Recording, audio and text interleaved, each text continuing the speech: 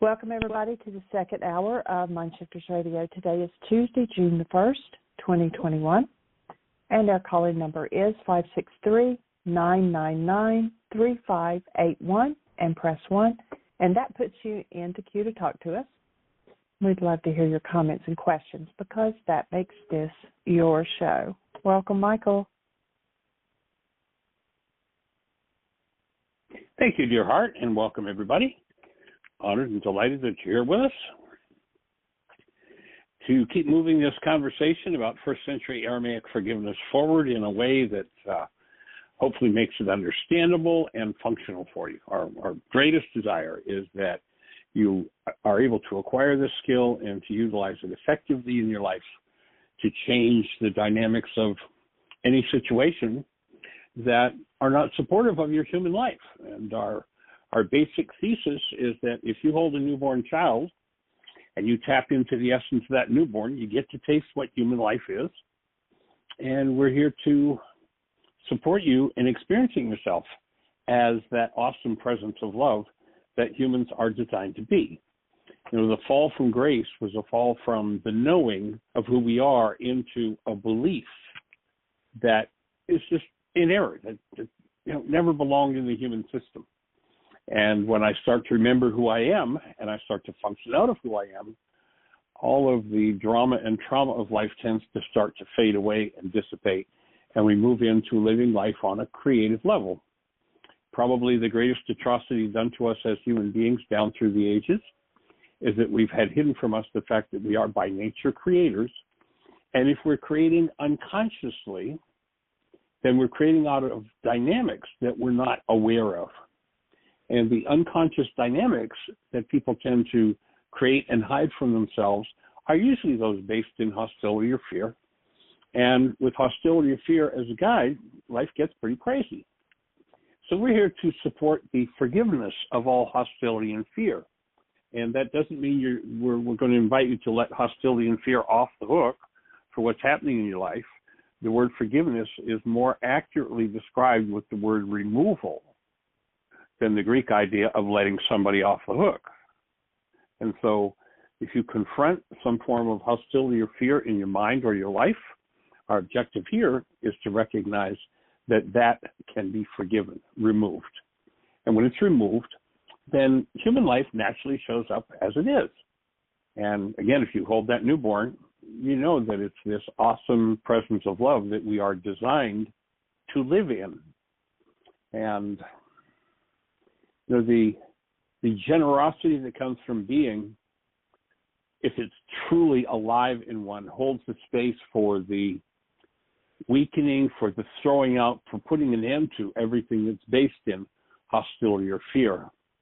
The non-being mind would rather hold on to its hostilities and fears and, of course, find somebody else to blame and somebody else to separate from, and all the dynamics that go on in that arena. So we're here to shift out of the energies that the Greeks labeled as sin, and sin being in Aramaic actually an archery term that means off the mark. If you're on the archery range and you fired at the target and you missed the bullseye, the scorekeeper would yell sin, and all that would mean would be you're off the mark. And anything that we do based in hostility or fear is off the mark, although, when the ego gets behind an off-the-mark idea, the atrocities it can pull to make it real, to make it true about somebody other than the person perceiving it is always interesting. And perception is a really interesting part of this game of life as well, and recognizing that literally the world that we see is a world generated between our ears. It's a construct of the mind, and it is a reflection of the mind energy held in the mind. The objective, if you find yourself in some form of hostility or fear, is to forgive as to that hostility or fear, to dissipate and disappear the energy of what we call the non-being self, so that we're restored to the truth of who we are. And the deeper my mind is able to go in holding the space for that, the deeper I will get to experience that And the more profoundly those who I surround myself with are going to get to taste of that objective. And we're here to support that. So if we go to the book, Why Is This Happening to Me Again? We're into page 75 if you're reading along with us. And this chapter is Off the Mark. And we're talking to this character, Richard, who is this the Kelson kind of guy, and he's working through some guilt issues at this point in this conversation. And so we're informing him of different qualities of energy and how to move through those things.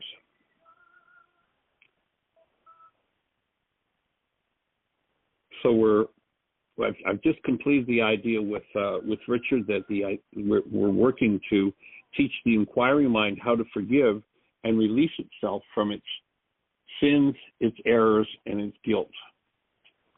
It would be accurate to call the integrative form of energy holy, rooted in the word whole, that which supports and builds the human system. The disintegrative we might call evil.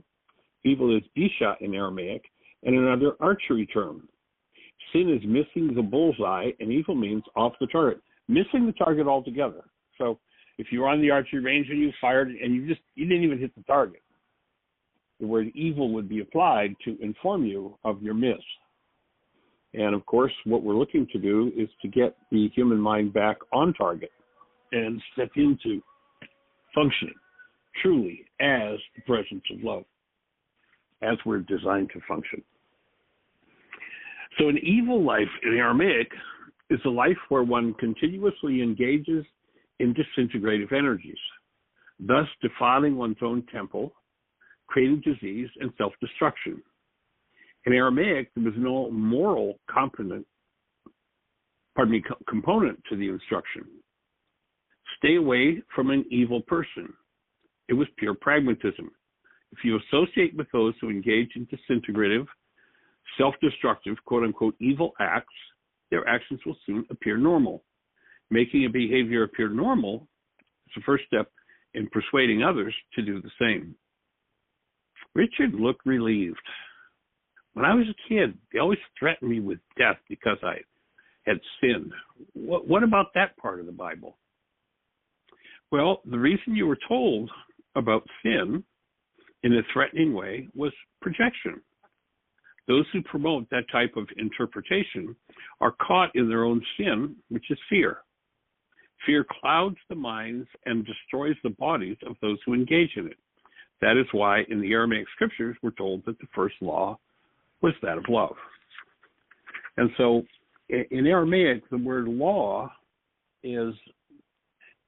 it's not about some being in the sky that made up rules and told you better work this way, you better do this, or that. But the word law is a word that describes in Aramaic simply how this energy field, this energy system works, how the energetic dynamics flows, and what the impact is of those energies that are based in hostility or fear. So we're looking for restoration, to recover the truth of being, the truth of who we are, and to live out of that state of active present love 24/7, 365. And cleaning up the mind, if its habits have been formed based in hostility or fear, is a major part of the work that we're here to do. And we're delighted that you're here to be part of this conversation and to assist us in taking it further and further afield and literally taking the energy of forgiveness, the understanding of forgiveness, out to the world on a global scale, looking at it as it was originally taught in Aramaic. The removal of energetic patterns that never belonged. This idea of forgiving another is a total falsity. Forgiveness has nothing to do with anybody else but yourself. If you find yourself engaged in some form of hostility or fear, then by forgiving, you get to remove the hostility and fear. And as you do that, you're restored to the truth of who you are. And we are here to support total, complete restoration of all of humanity. So we're glad you're part of the conversation. And what's on your mind today? How can we support you? If you're out there in listener land and you have a question or a thought for us, if you push 1, we'll be having a conversation. If you're on one of those stations where we can't see you in our control panel, if you dial into the show at the phone number 563-999-3581, you'll be listening to the show directly on your phone. And if you push 1, that'll raise a hand in the control panel. Jean will greet you by your phone number, and we'll be saying hello. So, Miss Jean, do we have anybody out there in the phone queue with a hand up or anything happening in the chat room? No, it is all quiet. So if someone presses 1, you're first in line. We have 48 minutes. Let's make some noise. Yeah.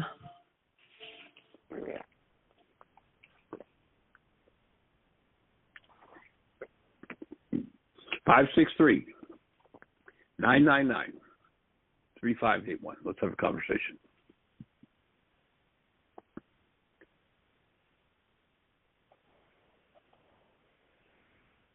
Not everybody at once, though. Can't handle every caller at the same time. So go ahead, push 1. Let's talk about it. What's on your mind?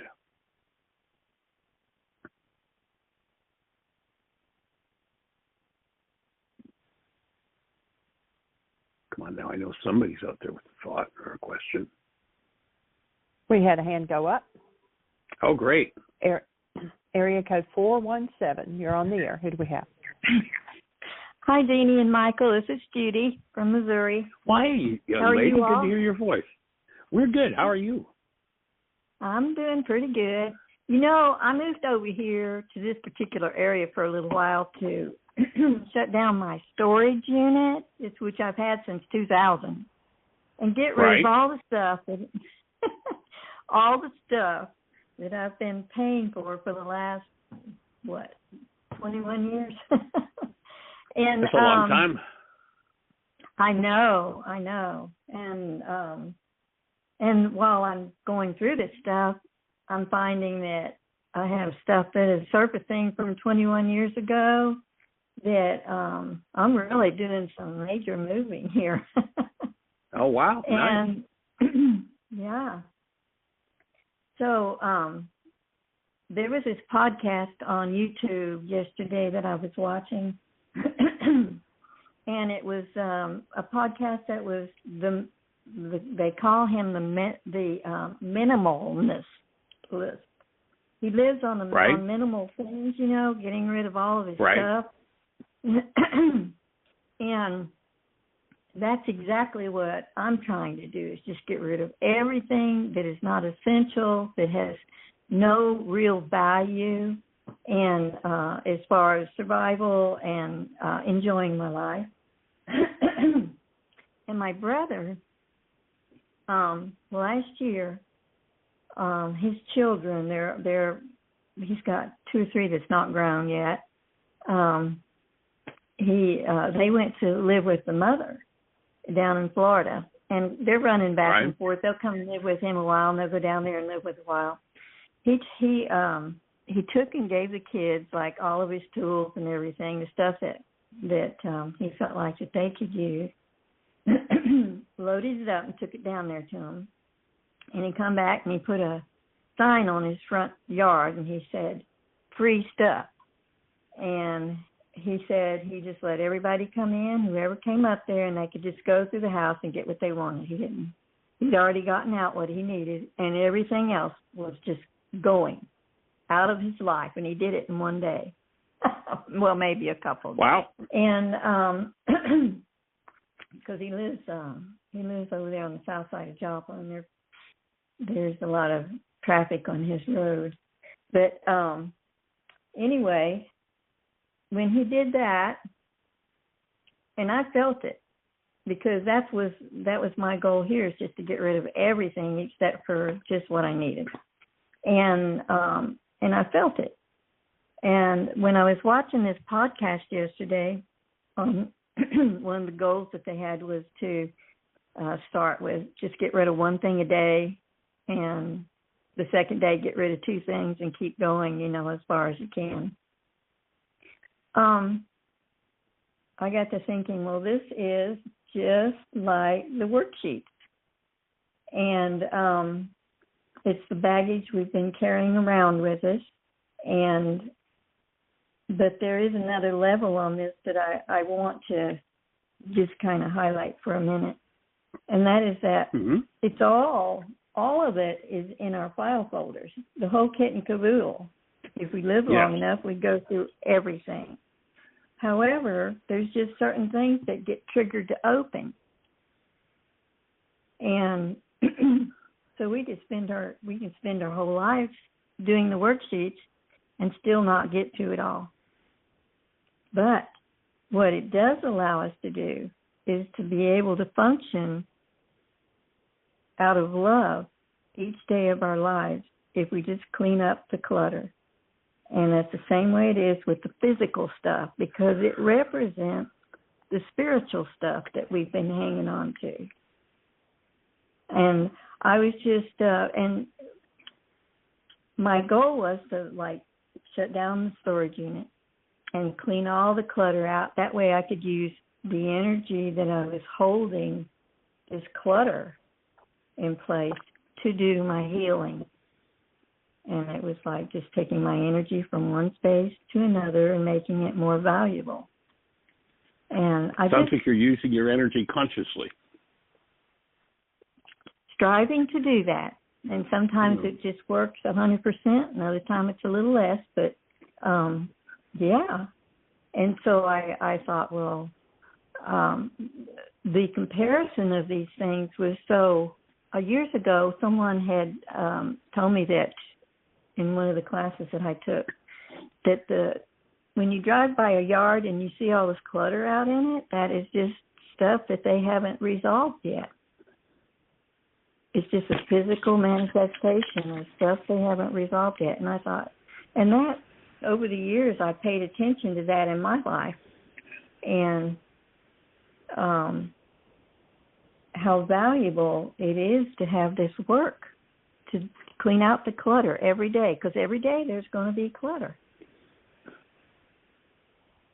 And I want to thank you all for all the work.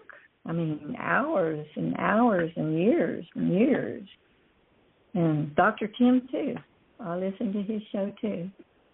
And awesome. I just want to thank you. Thank you for the work.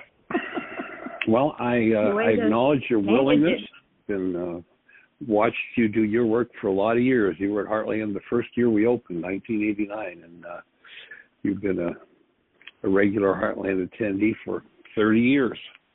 And it's been miraculous to watch you do your work, confront things, deal with things, and move through and out the other side. So congratulations. Well, thank you. And congratulations to you all on your new website. I'm looking forward to exploring that.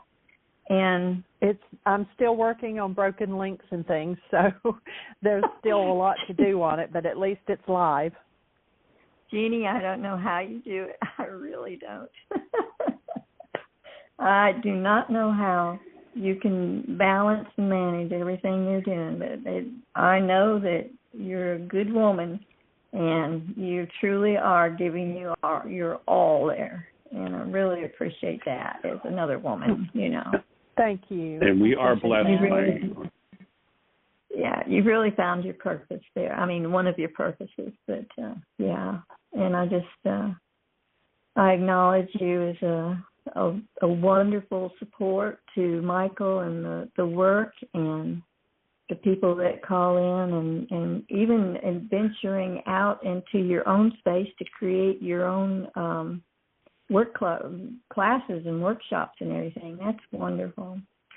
Well, thanks. So right now I'm cleaning the clutter on different levels. And I just want to acknowledge y'all and thank you for the worksheets and all the time and all the classes. Oh, my. It was like being in college 24/7 when we were at Heartland. We had a lot of good times. We went down and swam in the lake a lot and had a lot of good conversations, and the food was wonderful, and the company was absolutely marvelous. Thank you, thank you. It has been, and it is a pretty amazing journey, isn't it? Yes, it is. So I'm going to get off there here so somebody that needs to talk can get on there with you. All right, young lady. Thank you for saying thank you. Mm-hmm. Bye-bye. All right, blessings. Bye-bye. All right, our calling number, 563-999-3581. Call that number. You'll be listening to the show on your phone, and when you push 1, hand will go up in the control panel, and we'll be having a conversation. How can we support you? What's on your mind?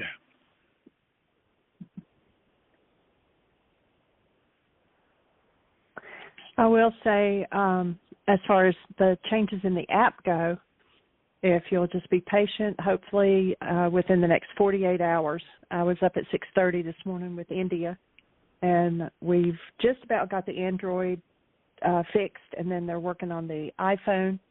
And he said hopefully within 48 hours we'd have them both up and running.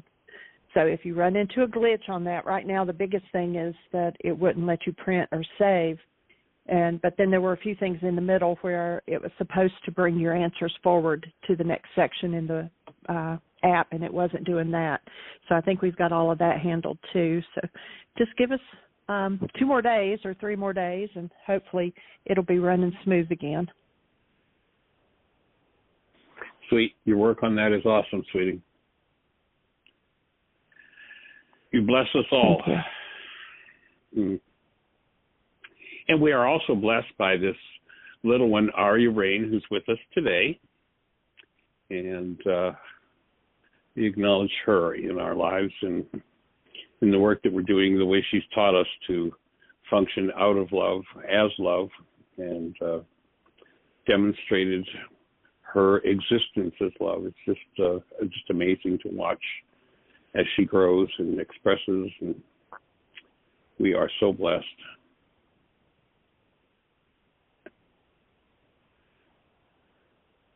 So 563-999-3581, push 1.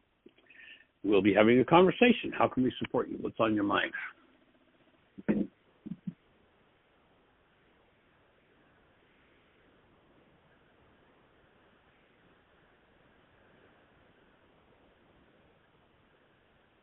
It's all quiet. Nobody has a question.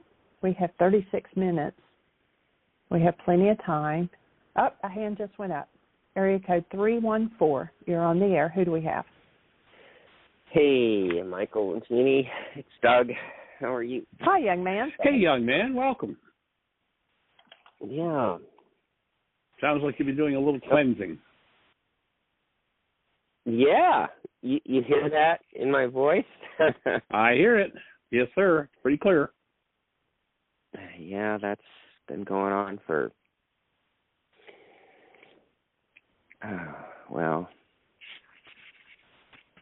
went on for 30 days steady, 32 days, and then it eased up for a while and thought I was better, and now I'm back in more of it. So, but not too bad this time around. So, yeah, I thought. So what's on your mind today, Doug? There are so many things I could talk about, Michael, and it's like I feel like my life is just I'm just not very pleased with it. But I find this tremendous resistance to, really. I mean, sometimes I talk about some things, but it feels like, you should take advantage of this quiet space in the show. And what I decided is, well, at least I can call in and talk about my reluctance to talk about my life, because if I were talking to the 10 or 12 or however many people may be listening, or 100 or 200 or whatever it might be, but one time today and that would be it, I would be like, okay, I'm probably willing to do that, but I know that I'm talking to the whole world forever, and I've got issues with, it's like so I thought, well, maybe I can process that, because at least that's an engagement, and that's, I realized that I just feel like I'm too much, and what's wrong with me is too much for everybody, and I think I realized as I thought about that, that's, it deals that way with Diane. It's like she doesn't want to hear about it. She doesn't want to hear about all my, it's like it's too much. It's just too much. So maybe I have this idea I'm too much, but whatever. It's an open question for I have a worksheet in front of me. I could do that, or if you just want to, it's like, okay, so I feel like to share what's wrong in my life is scary and makes people think less of me, and blah blah blah blah, like that.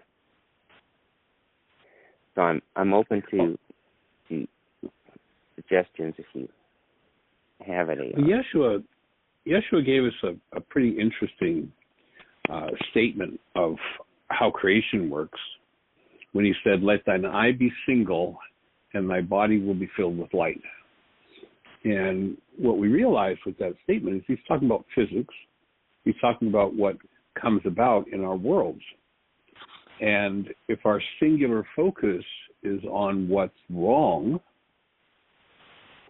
then the tendency is going to be to move into generating more of what's off-base, where you could pick a different point of focus into the world of what's right about me, what's moving in the right direction, what's my focus need to be in order to bring forth fullness in my life, rather than what's wrong with me. And you might look at it as a power person dynamic. Chances are this habit of looking at what's wrong was a focus that came from a power person, and perhaps doing some forgiveness work around that power person would allow you to just let that focus on what's wrong start to slip away and move into the arena of what's your contribution to it, what's your focus going to be to uplift yourself and uplift the world. That sounds very good. Yeah, I like that idea. It feels powerful. I guess I wrote that down. What does my focus need to be in order to bring forth my contribution in life? I think that's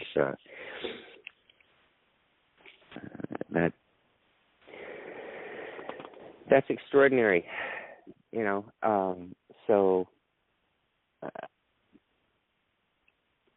Have you looked lately at the purpose exercise from Purpose, Personal Power, and Commitment? No, I haven't. I might suggest that you pull that exercise out, pull that worksheet out. You can get it from the website under Worksheets to Print. The title of it's Purpose, Personal Power, and Commitment.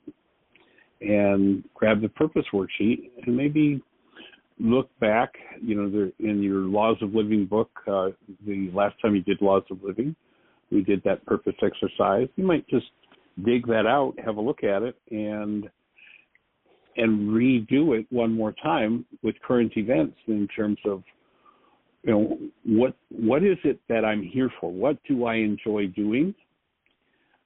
What am I good at? And what's my vision for the world?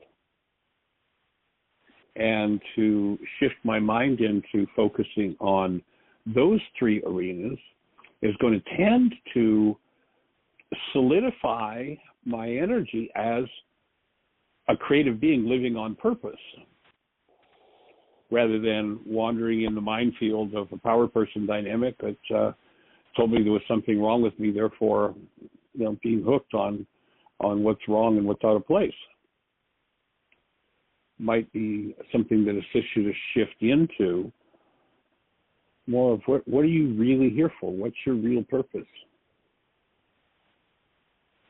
What do you remember? If you think back, it's usually when we were much smaller, and we looked around at the world and said, this is not what life is about. What do you remember when you looked around and you saw what the world was doing? Do you remember knowing life was really about? you have a recall of that?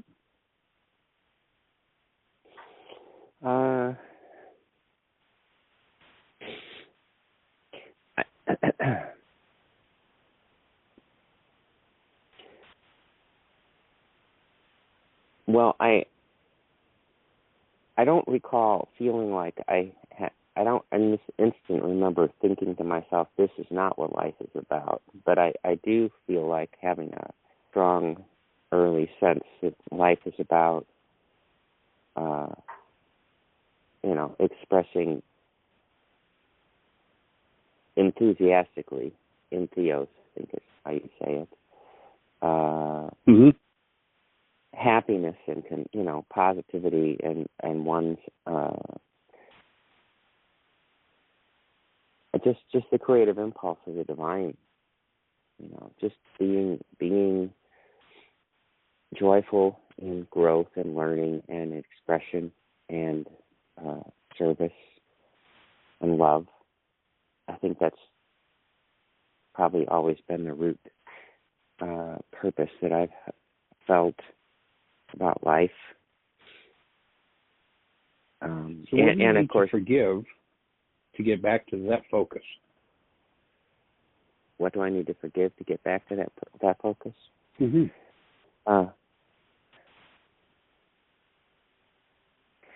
Well,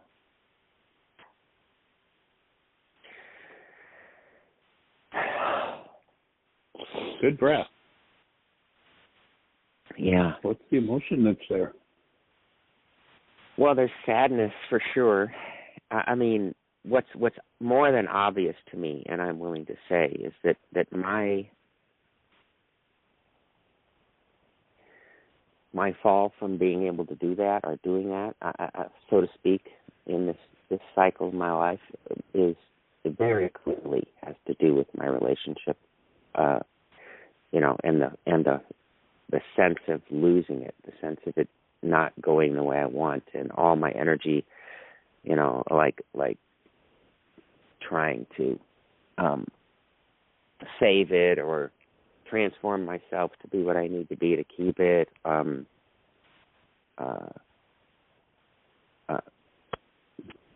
That sort of thing. Like, it's just that I was doing what I wanted to be doing at a higher level than I've ever achieved in my life 5 years ago. Right. 3 years. From 8 to 5 years ago, I felt like I was really expressing my purpose, but financially that wasn't sufficiently solvent, and when that stopped,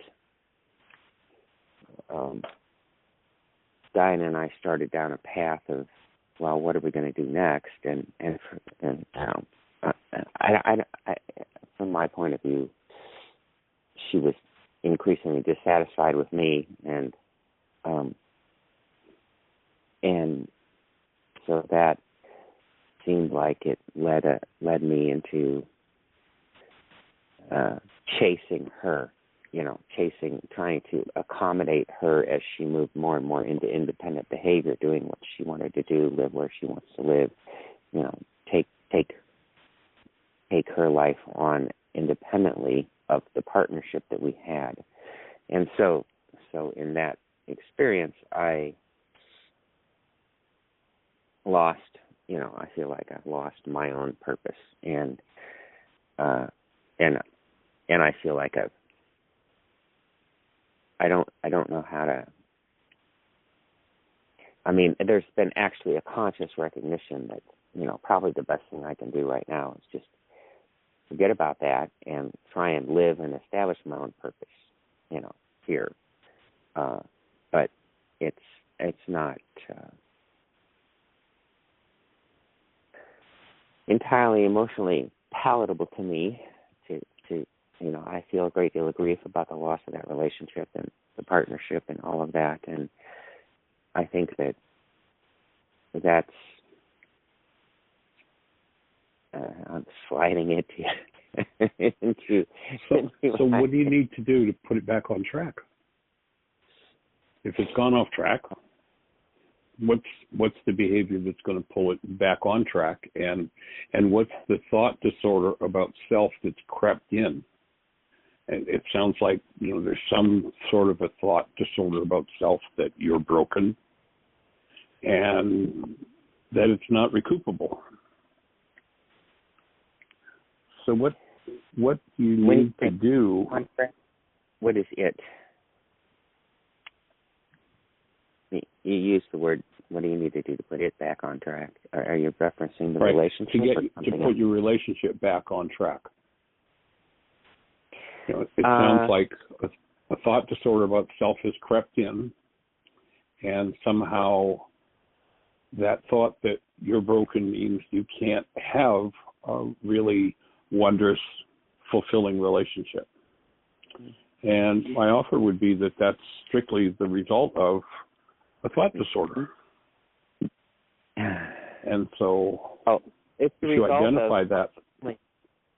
I'm sorry. Go ahead. It's the result of my feeling like I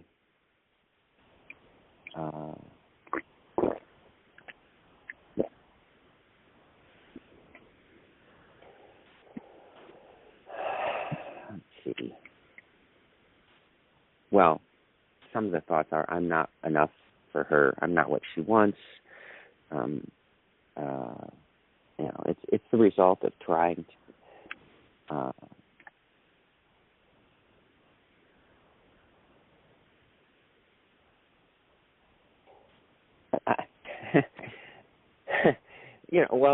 there's if I could change my partner thought, it's like if she accepted me, everything would be better.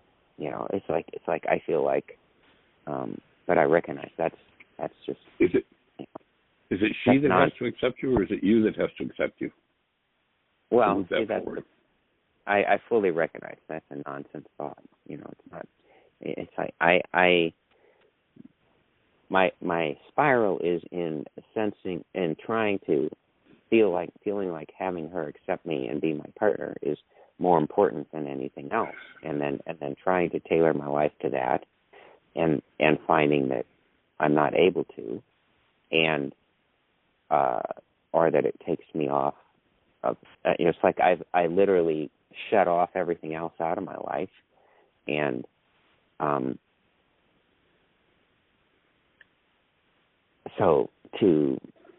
that's why I alluded earlier that perhaps the best thing I could do is just forget about that, try and establish my own life here, reestablish my own life without thinking about that, pursuing that. And then I might restore myself to some of the qualities and conditions that would restorative in the end to that relationship.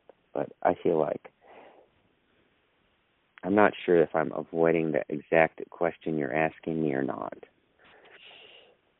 I'm going to ask you to redirect it if you think it's appropriate. Redirect me. But basically, I'm successful and happy in life. I need to be enterprising and earning money and serving people and feeling fulfilled, independently in my life, it seems. That would put my life back on track. Okay. I believe. So how about a mind shifter to work in that direction? All right. It's safe, healing, and easy for me to behave in a way that brings joy and aliveness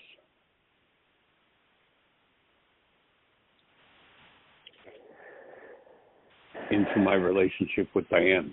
Good breath.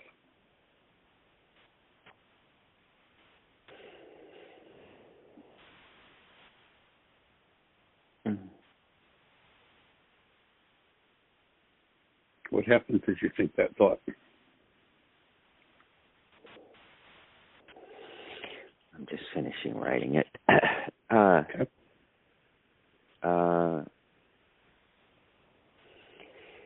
Haven away. It brings joy, aliveness in my relationship with Diane.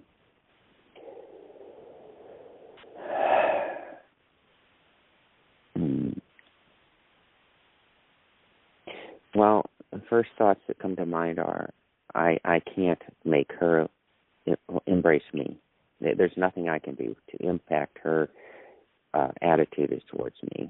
So then I also think that there's another thought that was that I can only do that by giving up myself.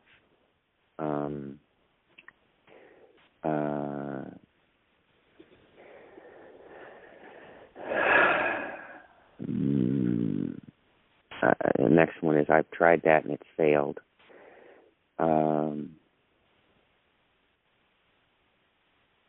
That's a hopeless pursuit. So it sounds like the underlying thought you're holding is that the relationship is irretrievably broken.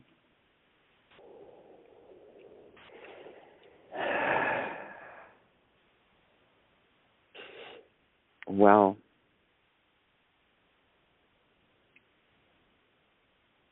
the underlying thought I'm holding is that to restore myself to being, I probably need to get out of it and away from the relationship. That that the relationship is attempting to restore the relationship is the source of my loss of self, and it's a pursuit of something that I have no control over. It's like I feel that way. I have no control over it. I can't control her opinions towards me or her, responses towards me, or I feel like it's out of my hands. Her response to me is not something that I can govern. So to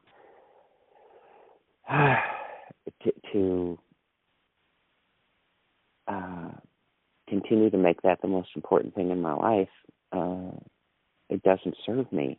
It doesn't seem to be. It results in grief, sorrow, and sadness, and So here's my offering. Remember our definition of denial. Whenever I think or speak as though something outside of me is the cause of what's happening inside of me, I'm going to dissociate with the cause of what's going on. And my offering is your grief and pain is not a result of what's happening in that relationship. It's a result of what's happening inside of you.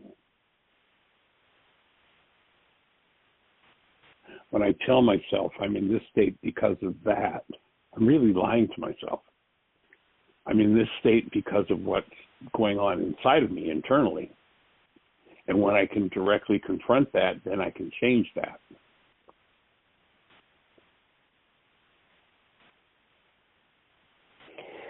Yes.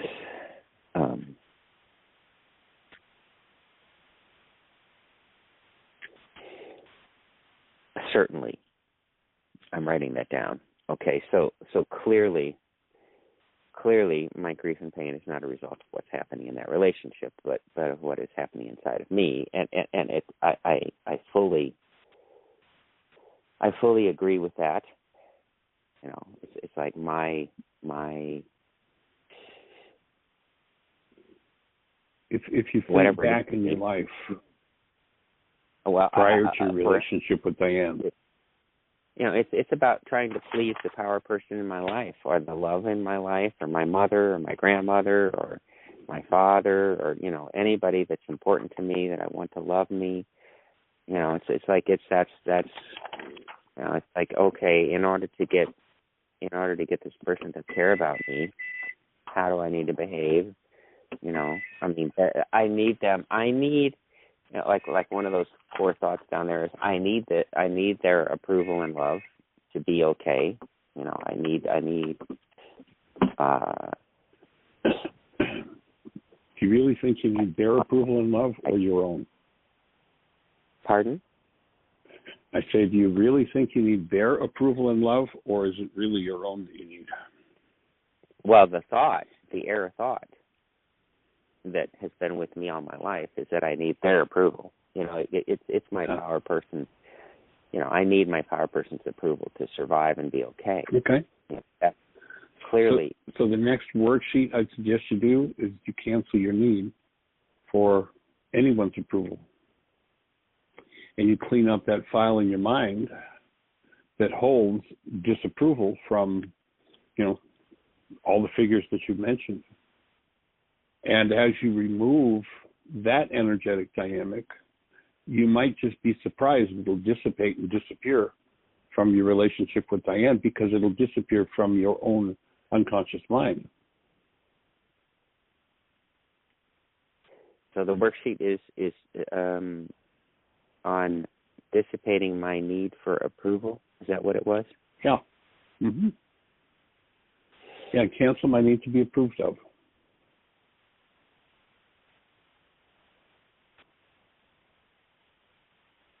Okay.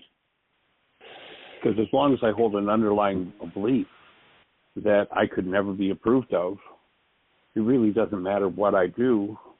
It will never show up until I address that underlying belief. And the underlying belief that I need it, right?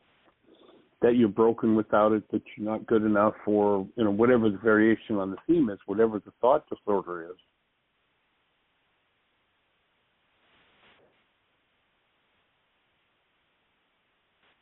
Okay. Maybe another mind shifter. I deserve total affirmation and approval just because the Creator put the breath of life in me.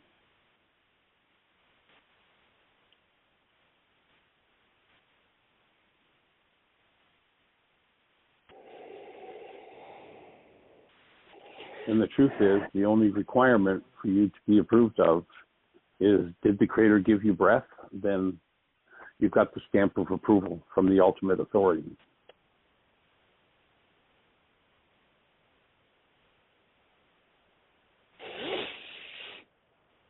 Yeah.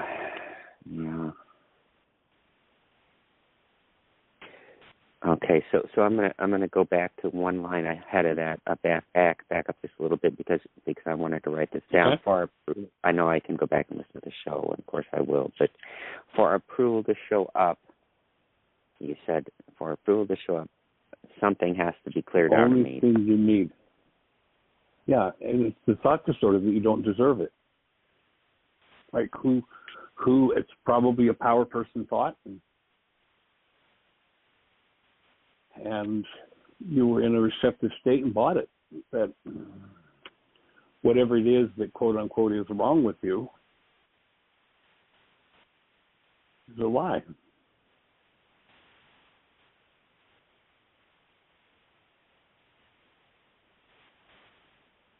You deserve love and approval just because the Creator put the breath of life in you. For approval to show up, nothing else is. The only thing needed is to clean and clear the thought that I don't deserve it, that I don't deserve approval. Correct. I have the essence of it, right? Yes, and it might be many variations on the theme. It might be approval, it might be affirmation, it might be acceptance. Whatever the core of it is. Yeah, that's very good because I can feel that one running back deep, running along, running early, that's I can feel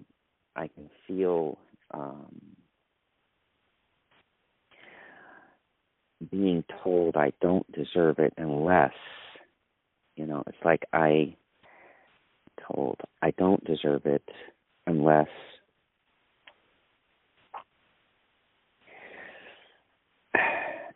I'm doing what the power person wants. I am what the power person. Yeah. Does this go back to early church experiences? It goes back probably first to my mother. Let me mute this a second, because just 1 second, please.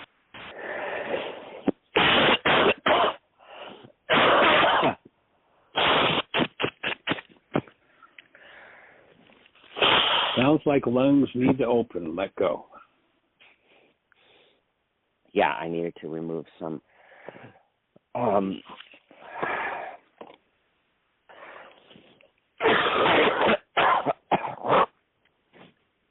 some mucus there. Okay, so yes,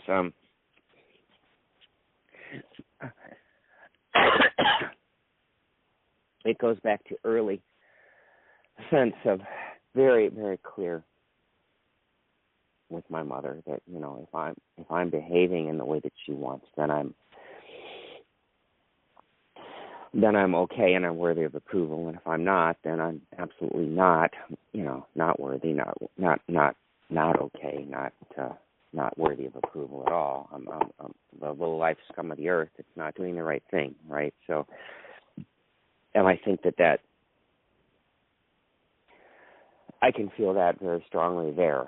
You know, I need to.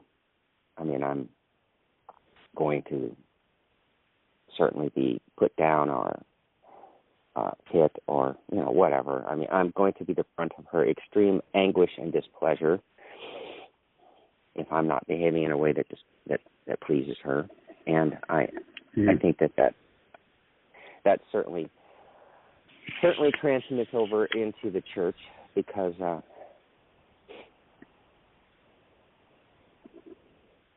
you know, that was all about behaving appropriately in order to get God's approval.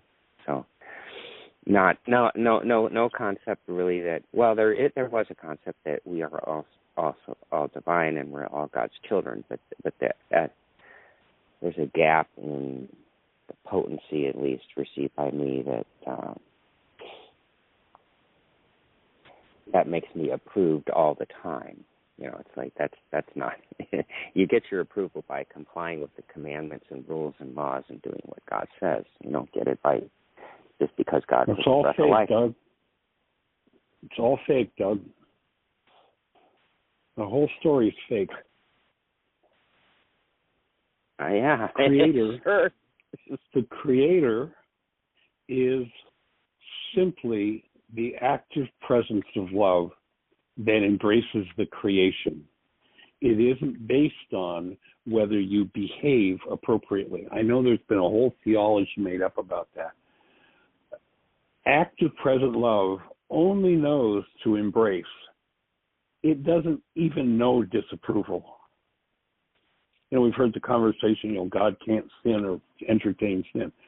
It's true. It's just pure being. It's just the pure presence of love. We set up this whole set of conditions and made it, well, if I do this and if I do that, then I'll be worthy. And the fact is, you were worthy the instant the Creator gave you breath. That's all.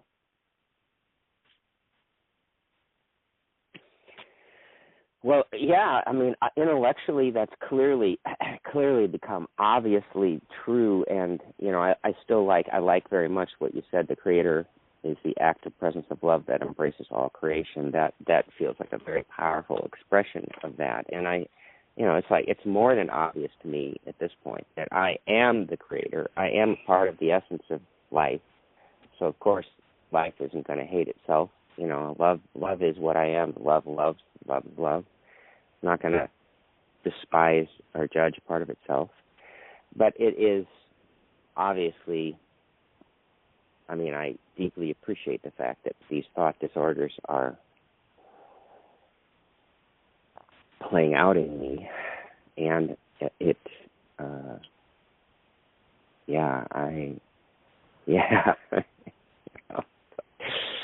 yep. So whose disapproval thoughts are the ones interfering with the presence of love? Do you think they're the Creator's or yours? My offering is they don't belong to the Creator. The Creator doesn't live in that arena.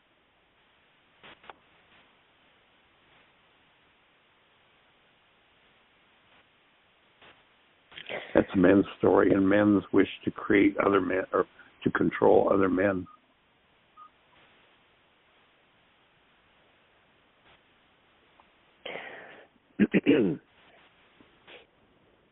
yeah, the Creator doesn't have disapproval thoughts. Clearly, they're mine, and actually, I mean, they can be forgiven.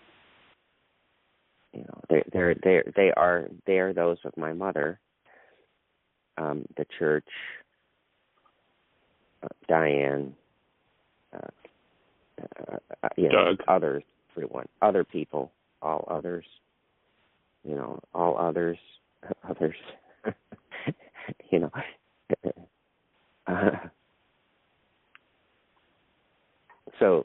So I am, I do fear those disapproval thoughts of others.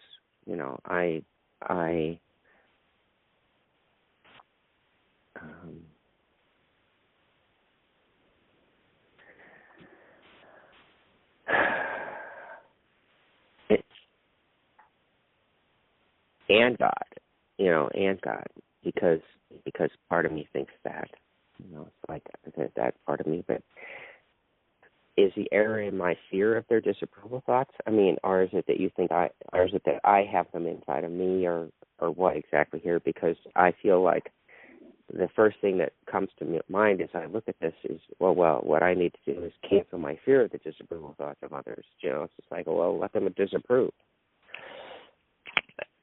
Which brings me right back to my reluctance originally to speak here. It's like, okay, so if I'm going to air all my pain or whatever, just not looking too good, everyone's going to disapprove of me. So I don't want to do that. So Doug, we're here simply holding the space for you. There's no thought of disapproval in any of this conversation.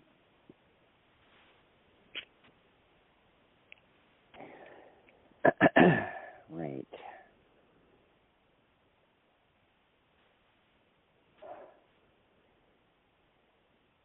There is the thought that I have that. Go ahead, say that again.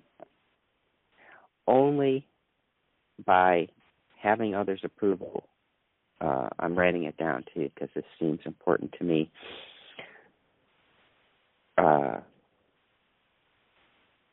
Can I get needed support?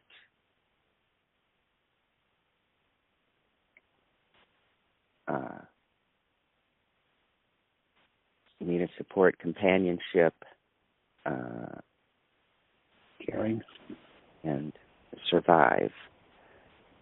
So that's clearly straight from my mother as well, or my power person. It's like only by having others' approval. So it's like when I think, well, why do I need others to approve of me?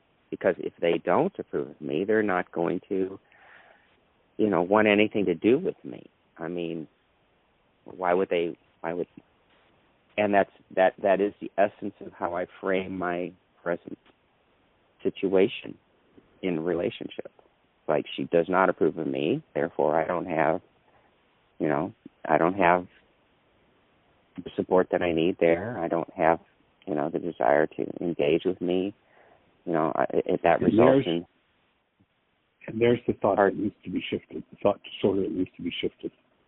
And the phone is going to cut us off in a few seconds. We're down to just the last few seconds. So it's just... What is the hold thought the space then, to be with you. What is the thought that needs... I can't survive and get what I need if I don't have others' approval.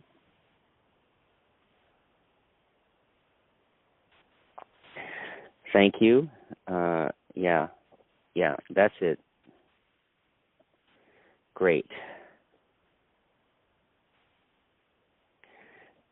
Okay. So we're breathing with you. And if it's appropriate, let's take this call up tomorrow. Continue. Super awesome. Thank you for the support. All right, sir. We appreciate you. Cherish you, my friend. All right.